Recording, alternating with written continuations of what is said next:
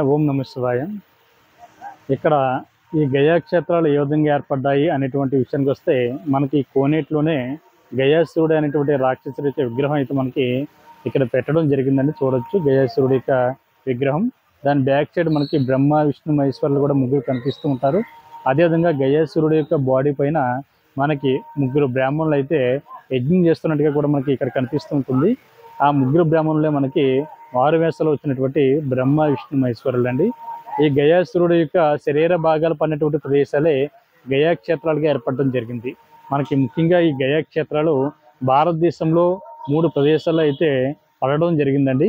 మూడో భాగం వచ్చేసి మనకి పిఠాపురం, ఇది కాకినాడ జిల్లాలో పిఠాపురంలో మనకి మెయిన్ రోడ్ పక్కన ఉంటుందండి ఈ క్షేత్రం.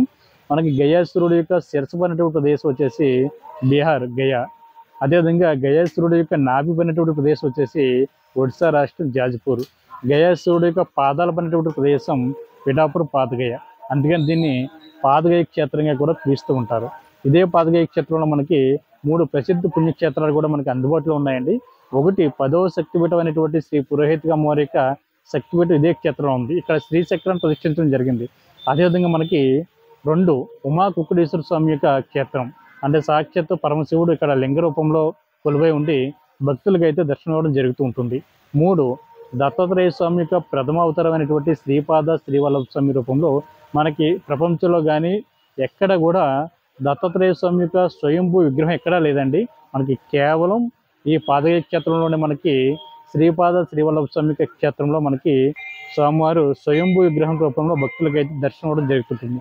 చాలా ప్లేస్లో మనకి స్వామివారి యొక్క పాదుకలు అయితే కనిపిస్తుంటాయి. కాకపోతే ఇక్కడ స్వామివారికి విగ్రహం స్వయంభూ విగ్రహం అండి, ఇది ఎక్కడ కూడా లేదు. కాబట్టి ప్రతి ఒక్కరు కూడా తప్పనిసరిగా ఈ క్షేత్రానికి వచ్చి ఈ 3 ప్రసిద్ధ పుణ్యక్షేత్రాన్ని కూడా దర్శించండి. ఇంకా గయాసురుడు యొక్క వృత్తాంతానికి వచ్చినట్లయితే, గయాసురుడు అనేటువంటి ఈ రాక్షసుడు ఎవరైతే ఉన్నారో మనకి కోనేట్లో కనిపిస్తున్నారు కదా, ఈ రాక్షసుడు ఇతను పరమ భక్తుడు. బ్రహ్మదేవుడి కోసం తను తపస్సు చేసి వరాన్ని అయితే పొందడం జరుగుతూ ఉంటుంది. ఎందుకంటే తన శరీరం పవిత్రంగా ఉండాలని, తన శరీరాన్ని ఎవరైతే ముట్టుకుంటారో తాకుతారో వాళ్ళకి పుణ్యలోకాలు మోక్షం కలగాలని వరం కోరుకుంటాడు. దానివల్ల తను కోరుకున్నటువంటిది విషయం మంచిదే అయినప్పటికీ కూడా చాలామంది ఆయన ఒక రాక్షసుడు కావడం వల్ల రాక్షస వర్గాలు ఎవరైతే ఉంటారో, ఆయన బ్యాచ్ ఎవరైతే ఉంటారో ఆ బ్యాచ్ అంతా కూడా సకల పాపాలన్నీ కూడా చేసి వచ్చి తిరిగి ఆయన శరీరాన్ని తాకడం వల్ల తిరిగి వాళ్ళ పుణ్యాత్వం అయిపోవడం జరుగుతూ ఉంటుంది. దానివల్ల లోకంలో పాపాలు పెరిగిపోతున్నాయి, ఎంతో హింస జరుగుతుంది, ఎన్నో యాగయజ్ఞాలకి అంతరాయంగా వీళ్ళు మారారు. ఎలాగైతే లోక కళ్యాణం జరగడం చాలా కష్టం అని వచ్చి ఈ బ్రహ్మ విష్ణునికి మొరబెట్టుకోగా, ఈ బ్రహ్మ విష్ణు మహేశ్వరుల ముగ్గురు కూడా బ్రాహ్మణ రూపంలో వచ్చి గయాసురుడి దగ్గరికి రావడం జరుగుతుంది.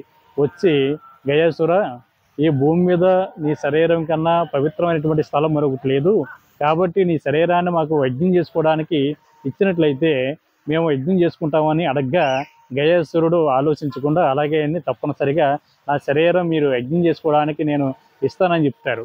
కాకపోతే మనకి వాళ్ళు అనుకున్నటువంటి టైం ఏదైతుందో ఆ టైంలోగా ఈ గయాసురుడు మీద యజ్ఞం అయితే చేయడం జరుగుతూ ఉంటుంది. చేసిన తర్వాత గయాసురుడు అడుగుతాడు, నాకు ఒక రోజు కంప్లీట్ అయిందని ఏ విధంగా తెలుస్తుంది అని అడగ్గా, అప్పుడు చెప్తారన్నమాట, నీకు ఒక రోజు కంప్లీట్ అయిందని తెలాలంటే తెల్లవారుజామున కోడి రూపంలో కూయడం జరుగుతుంది, దానివల్ల నీకు ఒక రోజు కంప్లీట్ అయినట్టుగా తెలుస్తుందని చెప్తారు. అదేవిధంగా వాళ్ళ శరీరం మీద యజ్ఞం చేయడం జరుగుతూ ఉంటుంది. అలాగే రోజులు కూడా అవుతూ ఉంటాయి.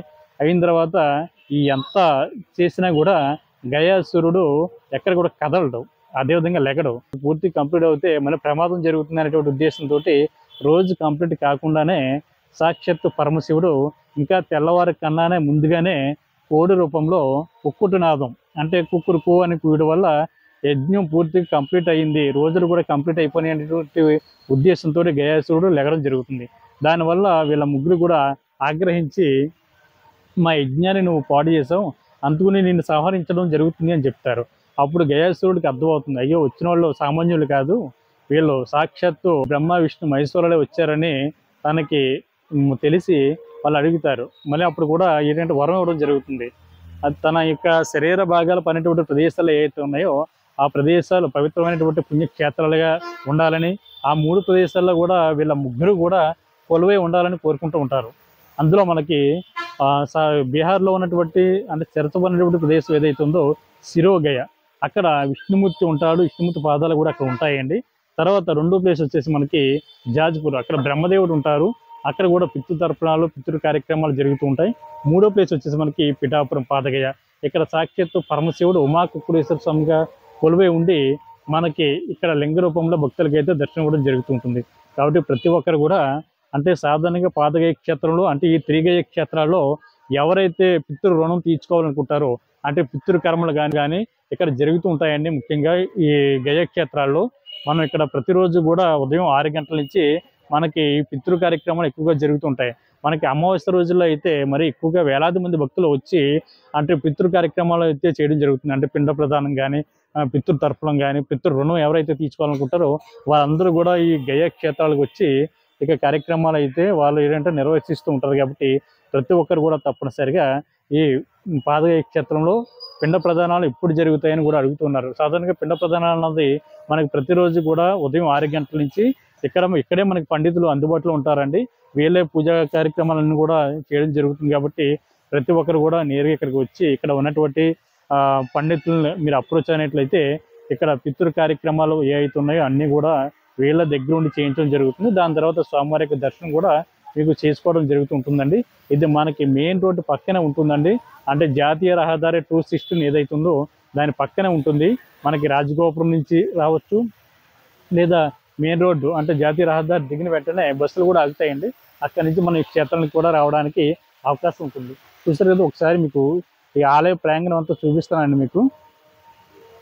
ఓం నమః శివాయ. ప్రతి ఒక్కరు కూడా ఈ పిఠాపురానికి వచ్చి ఇక్కడ ఎవరైతే పితృ కార్యక్రమాలు పిండ ప్రదాన కార్యక్రమాలు ఇవన్నీ చేయాలనుకుంటున్నారో ప్రతి ఒక్కరు కూడా తప్పనిసరిగా ఈ అవకాశాన్ని వినియోగించుకోండి.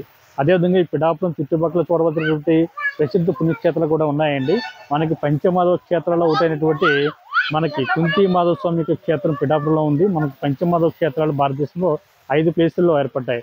అంటే పాండవులు కుంతి మాధవ స్వామి అంటే పాండవులు అరణ్యవాసం అజ్ఞాతవాసం చేస్తున్నటువంటి సమయంలో ఈ పిఠాపురం మీదుగా రావడం జరిగింది. అక్కడ కుంతి మాధవ స్వామిని అంటే మాధవ స్వామిని పూజించడం వల్ల కుంతి మాధవుడిగా ఇక్కడ ఆయనకి పేరు రావడం జరిగింది. అందుకని ఈ క్షేత్రాన్ని కుంతి మాధవ స్వామి క్షేత్రంగా కూడా పిలుస్తుంటారు. ఈ పాదగయ క్షేత్రం నుండి సుమారుగా మనకి ఒక 1/2 కిలోమీటర్ల దూరంలో ఉంటుంది. అదేవిధంగా దత్తాత్రేయ స్వామి పుట్టినటువంటి ప్రదేశం ఏదైతే ఉందో శ్రీపాద శ్రీవల్లభ స్వామి యొక్క మహాసంస్థానం అండి, అది కూడా మీరు ఇక్కడ చూడొచ్చు. అదేవిధంగా ఇదే పాదగయ క్షేత్రంలో మనకి 10వ శక్తిపీఠం అనేటువంటి శ్రీ పురోహిత అమ్మవారి యొక్క శక్తిపీఠం ఇక్కడే ఉంది. ఇక్కడ శ్రీశక్తి ఉంటుంది. అదేవిధంగా దత్తాత్రేయ స్వామి యొక్క స్వయంభూ విగ్రహ రూపంలో మనకి ఇదే క్షేత్రంలో దర్శనం అవ్వడం జరుగుతుంటుంది. అదేవిధంగా ఇక్కడ ఉమాకుక్కుడేశ్వర స్వామి స్వయంభూ విగ్రహం మనకి ఈ లోపల క్షేత్రంలో స్వామివారి లింగ రూపంలో ఉండి మనకి ఇక్కడ దర్శనం అవ్వడం జరుగుతుంటుంది. అదేవిధంగా ఇదే క్షేత్రంలో మనకి గయాసురుడి యొక్క పాదాలు చూడవచ్చు. అదేవిధంగా విష్ణుమూర్తి యొక్క పాదాలు కూడా మనం చూడడానికి అవకాశం ఉంటుందండి. ఇక్కడ మరొకసారి కోనేరు చూపిస్తారని మనకి గాలి గోపురం దాటిన వెంటనే మనకి కోనేరు అయితే కనిపిస్తుంటుంది. కోనేరులో మనకి ఈ రాక్షసుడు కనిపిస్తారు. అంటే గయాసురుడు రాక్షసుడు అనకూడదు, ఎందుకంటే ఆయన చాలా పరమ భక్తుడు. ఆయన చెప్పాలంటే రాక్షస జాతిలో పుట్టాడు కానీ ఆయన భక్తుడు మాట. ఆయన చూసారా మనకి అక్కడ శిరస్సు దగ్గర నేను చూపిస్తాను మీకు చాలా క్లియర్గా. విగ్రహాన్ని మీరు సరిగ్గా చూడండి. మనకి ఆ విగ్రహంలో మనకి ఆయన పడినటువంటి ప్లేస్లు ఏవైతే ఉన్నాయో అక్కడ ఎవరెవరు ఉన్నారన్నది విగ్రహం రూపంలో మనకి చాలా క్లియర్గా చూడొచ్చు. ఒకటి అక్కడ చూడండి, ఆ శిరస్సు దగ్గర మనకి విష్ణుమూర్తి ఉన్నారు. అదేవిధంగా నాభి దగ్గర మనకి బ్రహ్మదేవుడు ఉన్నారు. అదేవిధంగా పాదాల దగ్గర పరమశివుడు ఉన్నారు. కాబట్టి ఈ విగ్రహం చూసి చెప్పచ్చు మనకి. అంటే శిరస్సు పడినటువంటి ప్రదేశం శిరోగయ, అక్కడ విష్ణుమూర్తి ఉన్నారు. నాభి పడినటువంటి ప్రదేశం బ్రహ్మదేవుడు ఉన్నారు. అంటే బీహార్ రాష్ట్రం జాజ్పూర్లో. మనకి పాదాలు పడినటువంటి ప్రదేశం సాక్షాత్తు పరమశివుడు ఉన్నారు అంటే పిఠాపురంలో పాదగయ క్షేత్రంలో.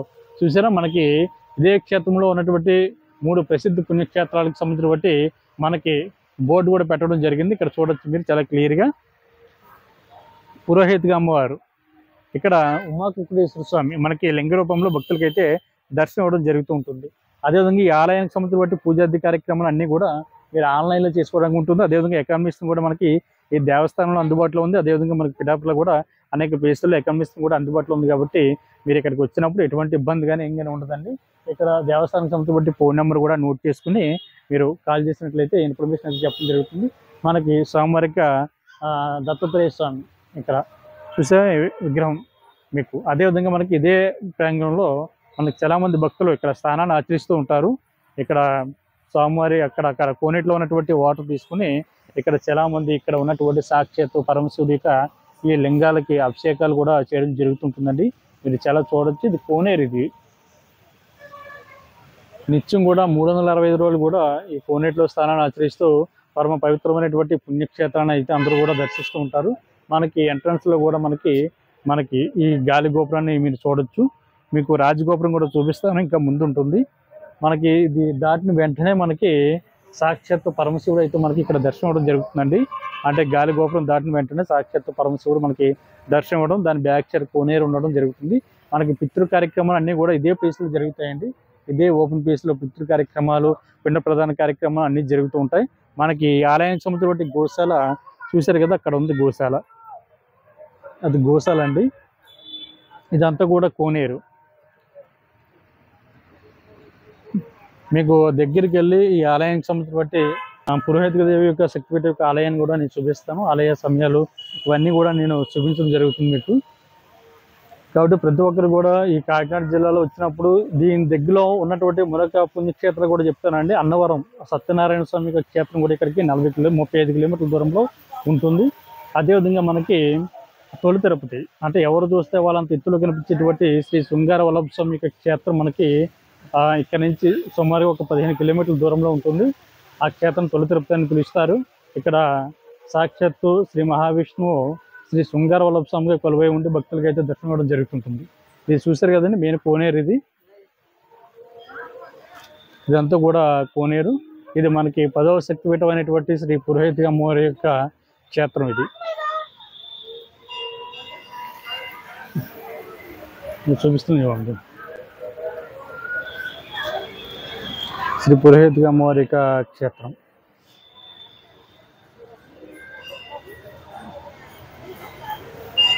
నాకు కాలభైరవ స్వామి యొక్క క్షేత్రం.